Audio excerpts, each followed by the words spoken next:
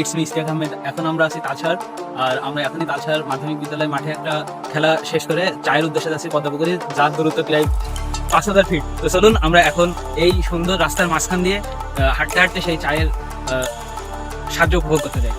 Guys দেখেন, আমরা এখনো পৌঁছাতে পারি না, আমরা এখনো রাস্তার ভিতরে আছি, অন্ধকার হয়ে গেছে। আমরা কিন্তু বিকালে বের হয়েছিলাম, আর আপনাদের এত সুন্দর একটা দৃশ্য আপনাদের এখন এই সন্ধ্যার সময় দেখাতে পাচ্ছে। এত সুন্দর দৃশ্যটা আপনারা কোথাও পাবেন না। এত সুন্দর দৃশ্য দেখার জন্য এখনই চলে আসুন আমাদের অঞ্চলে। এবং এই আমাদের সঙ্গে, আমার সঙ্গে বসে বসে, আমার ভাই ব্রাদারদের সঙ্গে বসে বসে এই সুস্বাদু চা উপভোগ করার জন্য এখনই চলে আসুন চায়ের রাজ্য মহেশপুরে।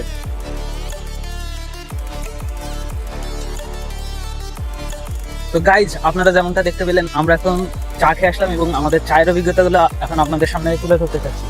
তানভীর ভাই বলেন, জঘন্যতম চা খেতে নিয়েছিলাম আমাদের বড় ভাই, মানে এর মতো জঘন্য চা পৃথিবীতে হয় না।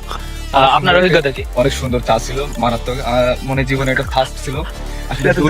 দুধের সাথে যে রুটির একটা মিক্সিং, আসলে ওয়াও, মানে বলতে গেলে এক কথায় 100 পুরা। মানে খেয়ে মনে হচ্ছে যে আমি রাস্তায় হাঁটছি নাকি কোথায় হাঁটছি, আমি এটা নিজেও টের পাচ্ছি না আসলে। মানে কোনো ভাষা নেই, পুরা পুরা উফ, পুরা উফ। এখন আমাদের অভিজ্ঞতাগুলো আপনাদের সামনে তুলে ধরলাম, আর এই চা খাওয়ার জন্য আপনাদেরকে আমন্ত্রণ করা হলো। এই চা খাওয়ার জন্য চলে আসবেন আমাদের সঙ্গে দেখা করলে আপনাদেরকে এই চাগুলো ফ্রিতে খেতে দেবো। একদম এই চা খেয়ে আর জীবনে কোনোদিন চায়ের উপরে নেশা আপনার থাকবে না। একদম যদি নেশা থাকেও সেটাও উঠে যাবে। তো এখন এই অন্ধকারের ভিতরে আমরা ফ্ল্যাশ লাইটে ভিডিও করছি। ভিডিও অনেক নয়েজ আসতে পারে, তারপরে ভিডিও কোয়ালিটি অনেক লো হতে পারে। তো আপনারা প্লিজ অ্যাডজাস্ট করে নিন। আর দেখতেই পাচ্ছেন রাস্তায় অনেক গাড়ি ঘোড়া, আকাশে অনেক সুন্দর সুন্দর তারা বেরোইছে। তারপরে গাড়ির জন্য আপনাদের সামনে আমরা ভিডিওটা অনেক লো হয়ে যাবে কোয়ালিটি। আর আমরা এখন আছি বর্তমানে পদ্মপুকুরের বান্দালে, যে বান্দাল দিয়ে, এই বান্দাল দিয়ে হচ্ছে আমরা এখন বাসায় যাবো। বান্দালের রাস্তাটাও আপনাদের সামনে তুলে ধরবো, রাস্তাটাও অনেক সুন্দর। তো চলুন এখন আমরা আপনাদের সামনে রাস্তাটা তুলে ধরার চেষ্টা করি এবং ছোট্ট করে একটা ব্লগ তৈরি করে দিই। গাইজ, আমরা এখন চলে এসেছি সেই বান্দালের রাস্তায়, আর এই বান্দালের রাস্তাটা একদম অনেক অন্ধকার, অনেক নিরিবিলি, চারপাশে ঝিঝিপোকায় ঝিঝিক হচ্ছে। আর এই যে গ্রামের ভিতর দিয়ে একটা মেঠো পথ চলে গেছে, এটা কিন্তু মেঠো পথ। আপনারা দেখতে পাচ্ছেন রাস্তার উপরে ঘাস হয়ে গেছে।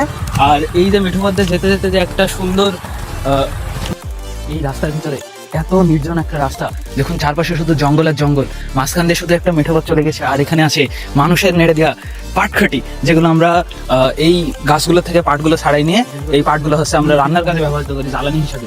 আর এই সুন্দর জঙ্গলের ভিতর দিয়ে এত নির্জন একটা রাস্তার ভিতর দিয়ে আমরা এখন হেঁটে হেঁটে যাচ্ছি। এখানে কেউ একা যাওয়ার সাহস করবেন না, কারণ সাপের প্রচুর উপচাপ এদিকে থাকে। আপনাদেরকে সতর্ক করা হচ্ছে যে এদিকে প্রচুর সাপ, এদিক দিয়ে যাবেন না। আমরাও যাচ্ছি খুব সাবধানের সঙ্গে, কিন্তু আপনাদের সঙ্গে ভিডিও করতে গিয়ে আমাদের এখন এই লাইট মুখে ধরতে হচ্ছে, যার জন্য আপনাদের একটু ভিডিও কোয়ালিটি খারাপ আসতে পারে, কিছু মনে করেন না। এই মেঠোপথে অনেক বড় বড় গর্ত রয়েছে, ভিতরে পা পড়ে যাচ্ছে। এই দেখুন কত বড় গর্ত।